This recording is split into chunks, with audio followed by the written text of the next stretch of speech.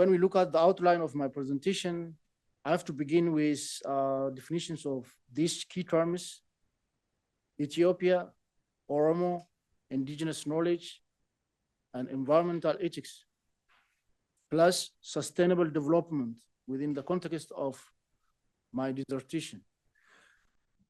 Then animal rights within Oromo indigenous environmental ethics, protection of natural forests or biospheres, and protection of wildlife within indigenous Oromo environmental ethics, water ethics, and this indigenous knowledge or worldview, conservation of biodiversity and Oromo indigenous environmental ethics, and finally, some of the limitations of this indigenous environmental ethics, because after all, it is not Holy Bible or Holy Quran. It has its own limitations, like having its own strong qualities.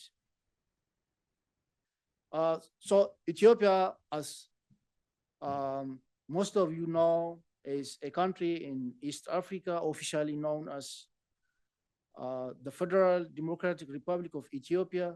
And according to the National Central Statistical Agency, conducted in 2010, Ethiopia's population is more than 120 million with over 80 different ethnic groups. And indeed, Ethiopia has some unique features in Africa, like having its own alphabet, its own calendar. Now it is 2024 here in Europe and other Western countries. In Ethiopia, it is 2017. So maybe you can have more information about that by consulting different sources. Again, it has never been colonized except the 5 years occupation by Mussolini's Italy. And we Ethiopians believe that we were never being colonized, but it's up to you to think otherwise. And mindset matters. So having said this much about Ethiopia, now Oromo. However, still there are some Oromo tribes in neighboring countries like Kenya. The National Central Statistical Agency of Ethiopia confirms that the Oromo of Ethiopia is the largest ethnic group in East Africa, and the Oromo people account for 34.4% of the total population of Ethiopia.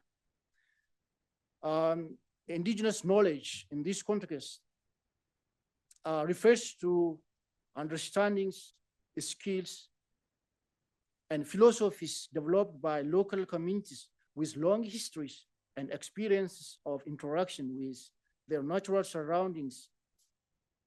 And this definition is given to indigenous knowledge by UNESCO's program on local and indigenous knowledge systems. So I also use this as operational definition throughout my dissertation. On indigenous environmental ethics, some philosophers contend that there is no such thing as indigenous environmental ethics, but that argument does not hold water because there is indigenous environmental ethics.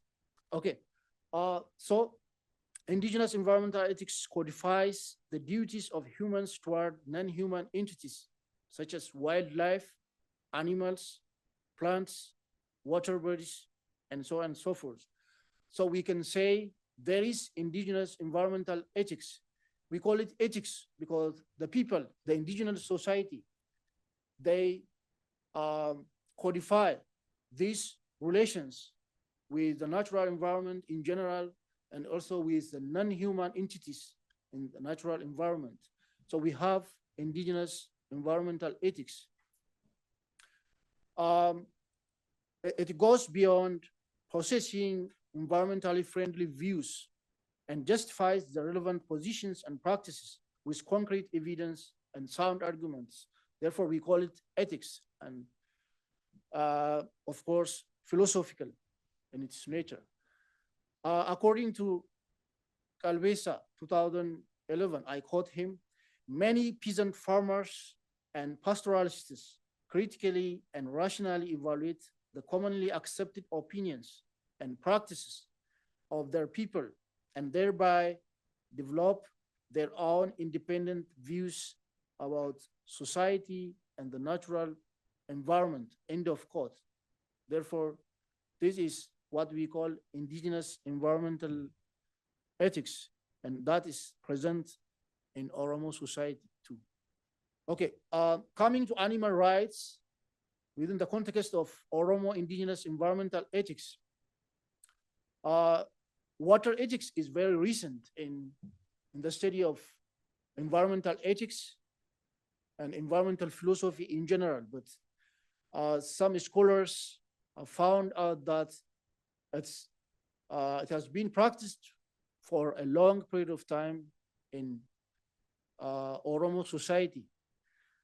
Here, I quote Calvesa again, the Oromo people developed an animal ethics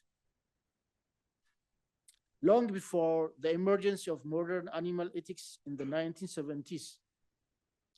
Unlike contemporary animal rights movements that focus on individual animals, Oromo animal ethics focus on both individual animals and species as relevant objects of moral concern. Safu, an ethical principle, governs the relationship between human beings and other animals, end of quote. Safu here is a word from Oromo language, and we can translate it as ethical principle or moral norms, moral laws of the society. So they use this Safu or ethical principle to govern the relationship of the people with their natural environment in terms of protecting animal rights too. For example, if members of the local community do not comply with these moral rules, with these ethical principles, they have their own means of punishing and rewarding these members so that they should comply with the moral rules of the society.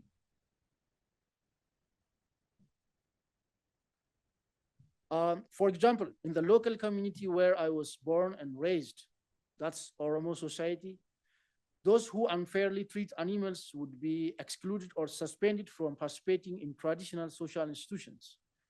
We call some social institutions in Amharic, Idir, Maheber, Ekup, where people come together in order to carry out their social life purposes, like it could be funeral ceremony, it could be wedding or whatever.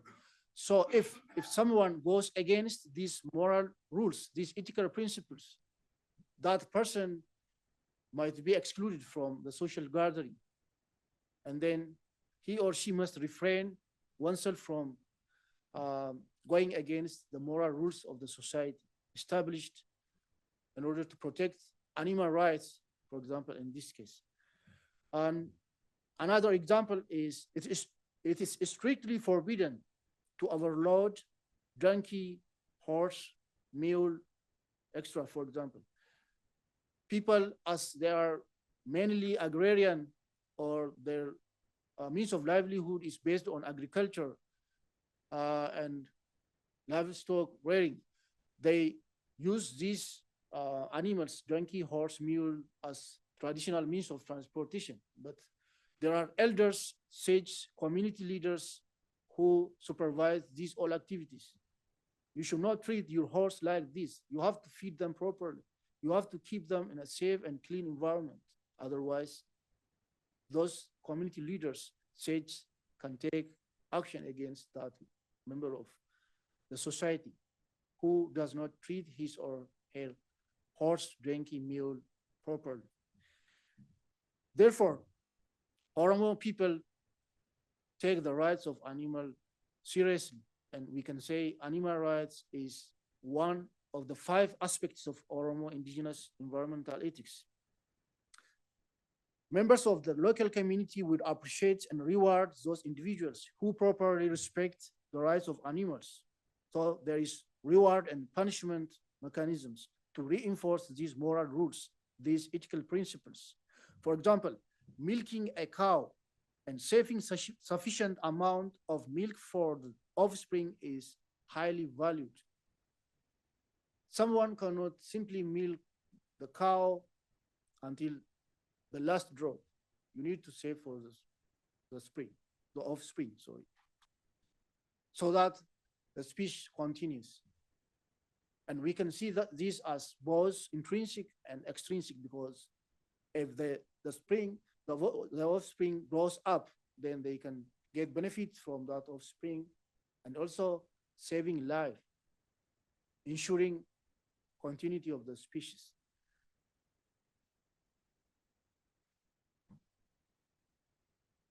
Another aspect of Oromo Indigenous environmental ethics, I've already said there are 5 main aspects of Oromo Indigenous environmental ethics. We have seen animal rights protection, and now protection of natural forests, or what UNESCO calls biospheres. These are natural settings, but protected by the local community.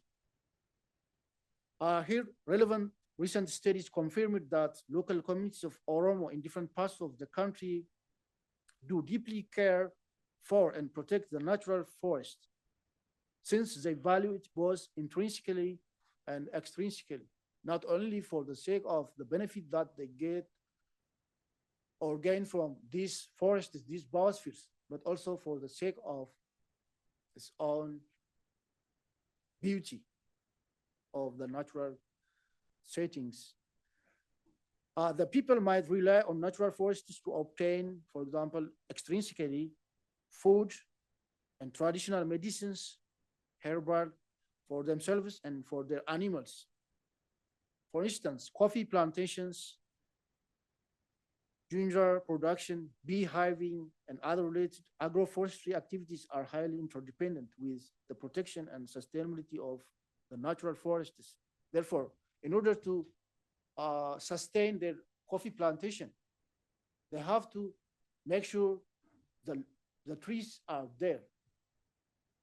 And if someone needs to cut down trees, for example, to build a traditional simple house or for firewood, that person must use the already dried tree, not the living ones. And if he does, he or she must plant a plant of the same species, at least 10 plants in the place of one tree. So that's very strong value for biosphere or natural forests. The Oromo also protect trees for aesthetic reasons. Thank you. Various informants during my field work, it's still ongoing, as I said, so I'm analyzing some of the field works. Said that Oromo also value natural forests for aesthetic values, for beauty, intrinsically. Here I quote Kalbesa again. The Oromo believe that some trees satisfy an aesthetic of the sublime and the beautiful. They say that green nature is required for the health of eyes. Beautiful trees around one's homestead and in open fields also symbolize individual self-image and aspirations. End of quote. And the third important aspect of Oromo Indigenous environmental ethics is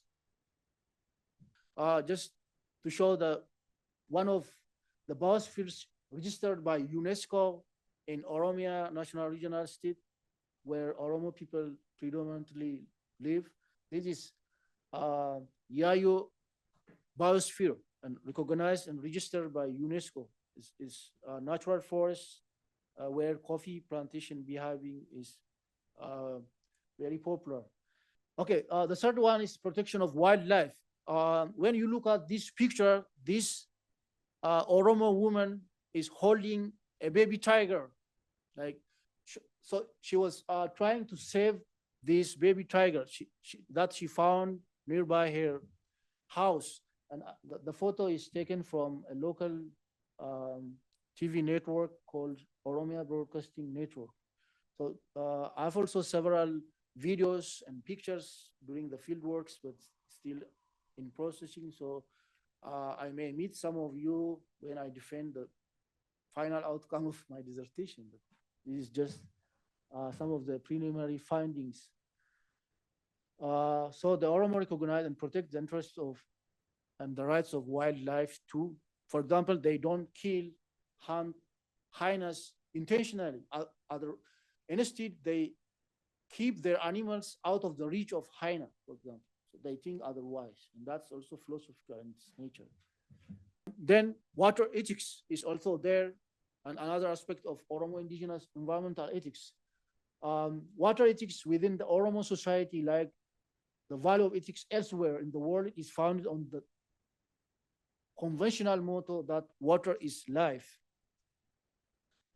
The Oromo people regard water as the source of life. The people have developed their own indigenous water management systems. That is, they divide water bodies into different categories, like drinking water from their service for their cattle. And also there are moral rules that people should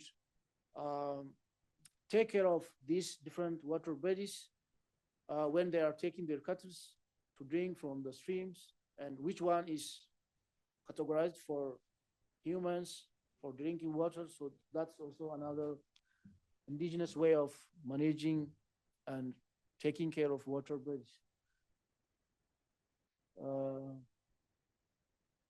I'm trying to be fast because of the time. And finally, biodiversity is also there, and another aspect of Oromo indigenous environmental ethics.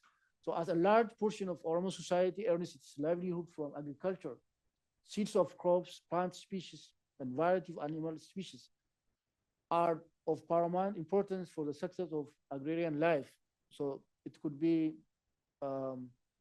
for extrinsic values, and also at the same time, in order to take care of these species, these animals and plants for the sake of its own beauty.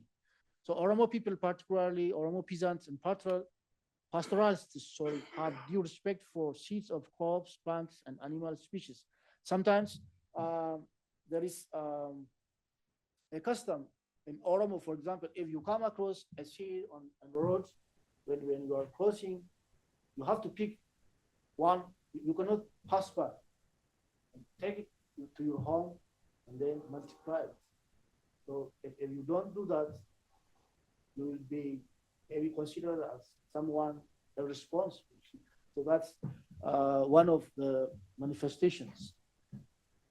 And in different sections of Oromo society, with regard to continue to keep as many cattle, sheep, goats, and other animals also. So the peasants will not tolerate any attempt that would result in the deterioration and extinction of these seeds and species. So they teach their children, their offspring, to take care of these seeds, animals, and plants. So we can say this is sustaining biodiversity. And I argue that Oromo indigenous environmental ethics contributes not to all the 17 sustainable development goals set by the United Nations, but most of them. And I will do that in the due course of my dissertation, whether it achieves some of these sustainable development goals or not. There are also some limitations of this Oromo indigenous environmental ethics with all its strong qualities. For example, it lacks adequate literature as it has been transmitted orally from generation to generation. I myself am facing challenges to get, for example, well-articulated literatures on this topic, so that could be one of the limitations. And some scholars criticize Oromo indigenous environmental ethics for not addressing the issue of gender equality. That could be also another problem. Then, in some local communities, hunting and killing giant wildlife like buffalo might be considered as the sign of being hero. I also see that as one of its limitations. And finally, some group thinking and prejudices might be also there, which might be barrier to individual thinking and innovations. So I will recommend some maybe suggestions at the end of my dissertation. Thank you very much.